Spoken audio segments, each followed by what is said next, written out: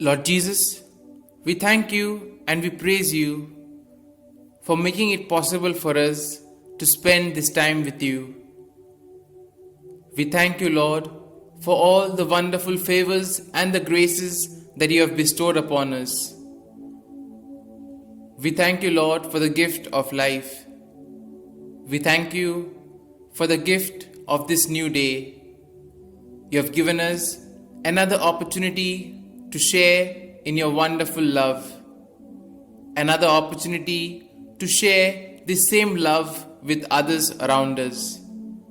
And Lord, above all, you give us the comfort and the protection that we require.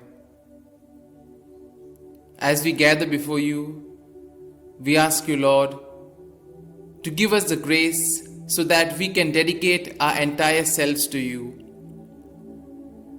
There are various distractions, various thoughts which keep coming in our minds. We ask you, Lord, to give us the grace to deal with these worries, anxieties, feelings of anger, frustration, jealousy. We place all of these at your feet, O Lord, and we ask you, Lord, to give us the blessings in order to grow in more deeper and intimate relationship with you.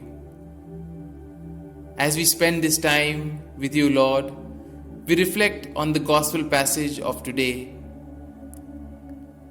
Once again, we see that in this gospel passage, you tell us some things that we can include in our day-to-day lives. And as we spend this time with you, Lord, we also bring before you all those who have asked us to pray for them. We bring our personal intentions as well as their personal intentions before you, O Lord. And we ask you, Lord, to hear our prayers.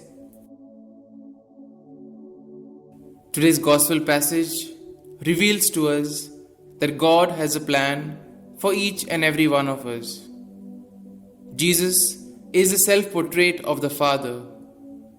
We come to know God through reflecting on who Jesus is and trying to live in a Jesus-like way. Again, we may ask, how do we experience living in a Jesus-like way as life-giving? Let us spend a few moments in silence as we reflect on this question. Let us talk with Jesus about it, and let us see what Jesus has to reveal to all of us. Maybe we could also talk with Mother Mary or any of the disciples about this.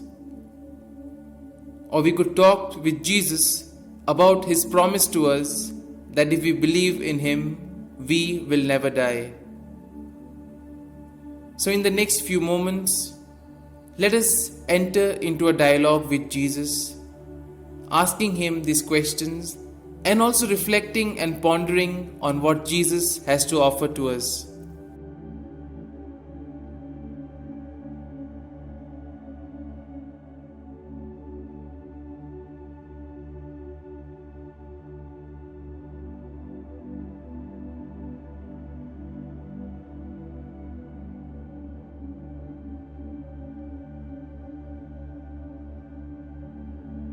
We see that in today's gospel, Jesus comes to the climax of his discourse.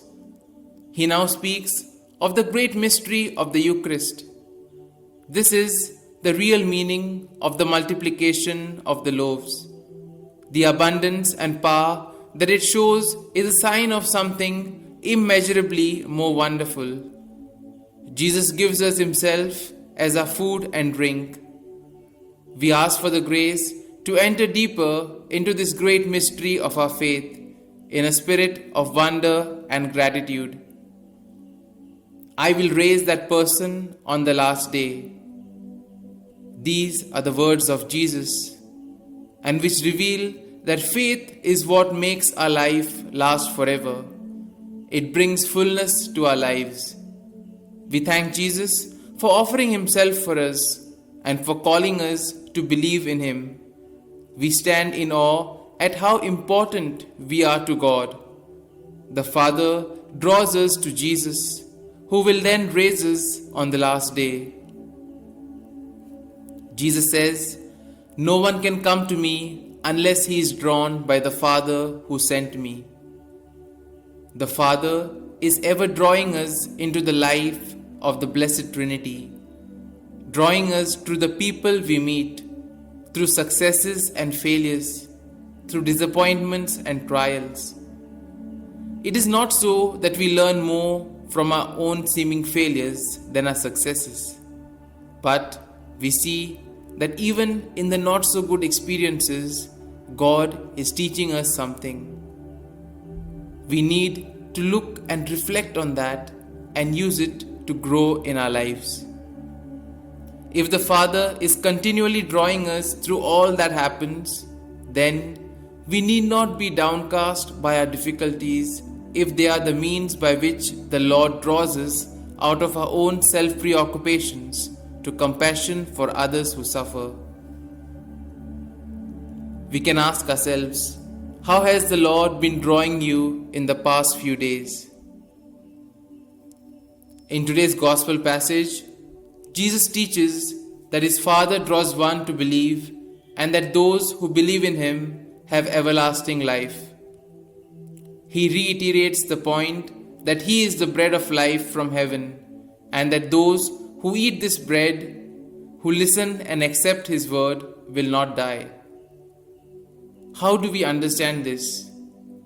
Our prayer is not our own initiative, but is itself a response to God who draws us. God draws us to what is true, to what is life-giving, and to what is loving.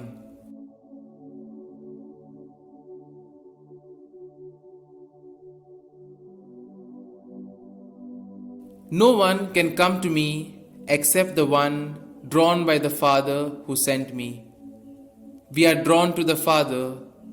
We have an inbuilt sat-nav for God, the gadget that guides our cars to our destination. Saint Ignatius expressed this being drawn in a different way. He said, "God taught me directly like a schoolmaster." We need to slow down in our lives and listen for inner guidance. Being drawn to the Father simultaneously draws us to Jesus and through Him to the Father. Next time you marvel at how a sat-nav guides you to your destination, remember that you have an inner sat-nav that is guiding you home to God. Ask yourself, are you listening to it, and do you trust it? The Father is drawing me always towards His Son. That is why I am now in prayer. That is why I have left everything aside and have come to spend this time with Jesus. I watch nature as things grow in nature, everything drawn by the warmth of the sun. When we see children learning, they are drawn by the love of knowledge and truth.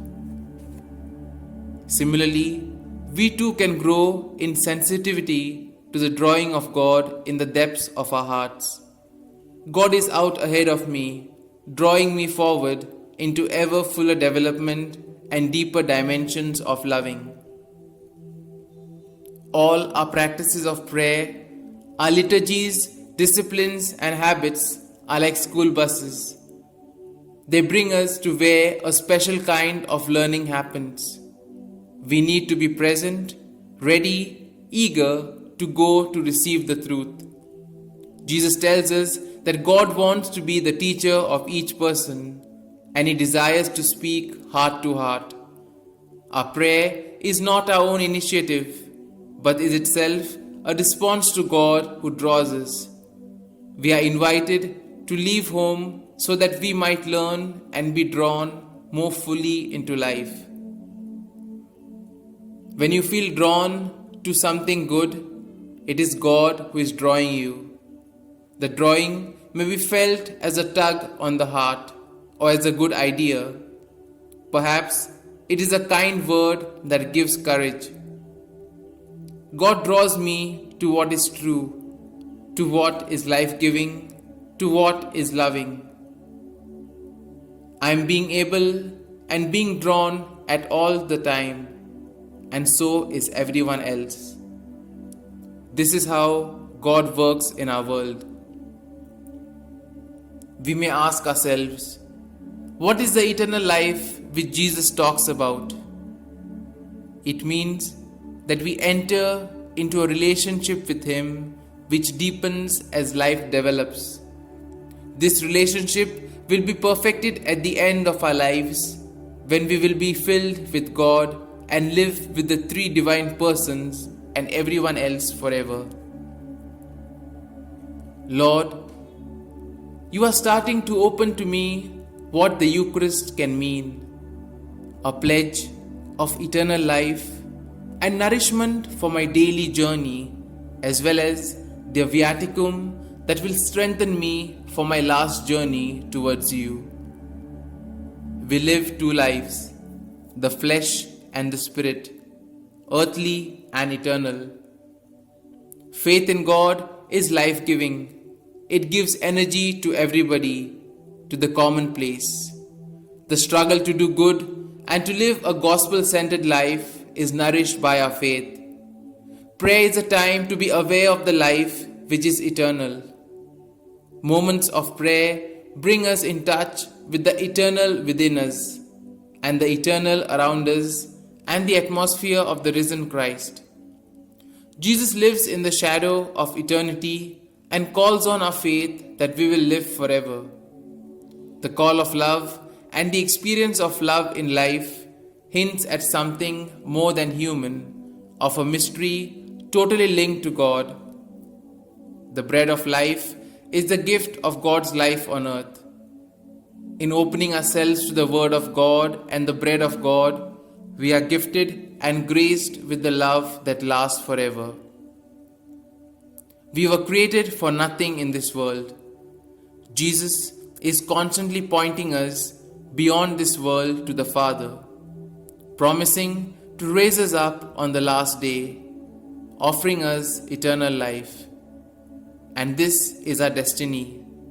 It is not some kind of reward for this life added on, but organically linked to this life and how we can live now. We grow towards this new way of living through Jesus. We watch Jesus gradually inviting His hearers to understand what He means by saying that He is the bread of life. First, He opens them up to the awareness of their need. Then He offers Himself. Am I self-sufficient, or do I know my need? Do I hunger for this bread?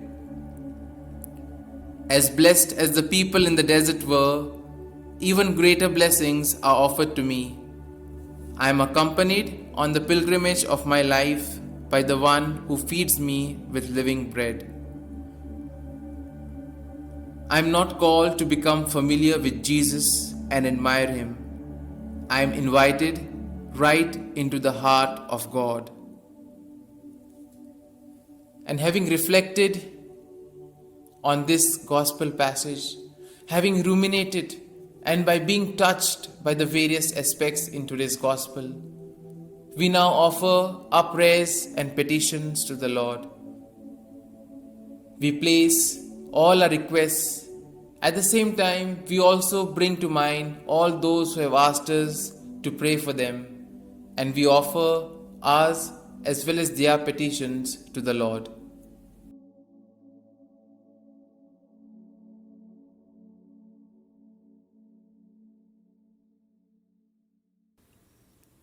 And as we continue reflecting on the gospel, let us now bring to mind all those who have asked us to pray for them. Let us also put forth our own prayers and petitions before the Lord. We continue to pray for the ongoing pandemic situation. We pray for the victims. We pray for the doctors, the nurses, the medical staff, all those who toil day and night.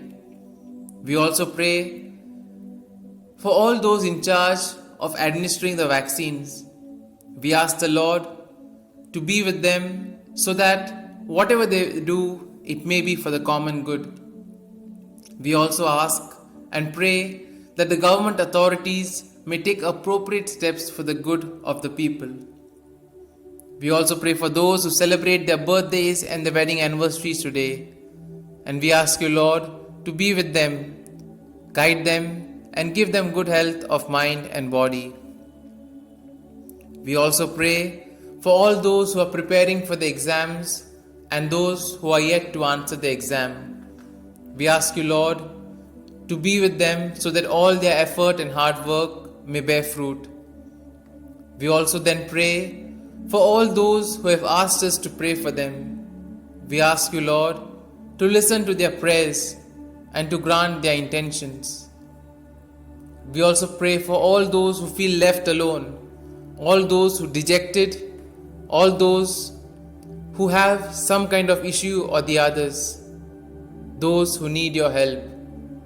Be their rock and their support, O Lord, and guide them in their journey of life. We also pray for all those who are languishing in the destitute houses, in the home for the aged. You be their comforter, O Lord, in these times. We also pray for those who are suffering from various other ailments. We ask you, Lord, to be with them and give them good health of mind and body. We also pray for peace in the world, peace among religions, peace among nations, peace within the family, in the neighborhood, and most importantly, peace within ourselves. We also ask you, Lord, to help each and every one of us, that as we continue this journey, help us to be reborn, help us to transform ourselves, to live our old lives, so that we may embrace a newer life that is filled with the Holy Spirit, that is filled with whatever you want us to do for you. And Lord, we also continue to pray for all those who feel lost, all those who have gone astray. Bring them, Lord, on the right path, show them your light, and bring them closer to you. And as we continue our prayer, as we have reflected on today's gospel, we ask the Lord that as we continue our day to day, doing our daily chores, our daily work, we ask you, Lord, to be with us, guide us, and protect us, so that our every action may reveal your love, mercy, and compassion to all those around us. Amen.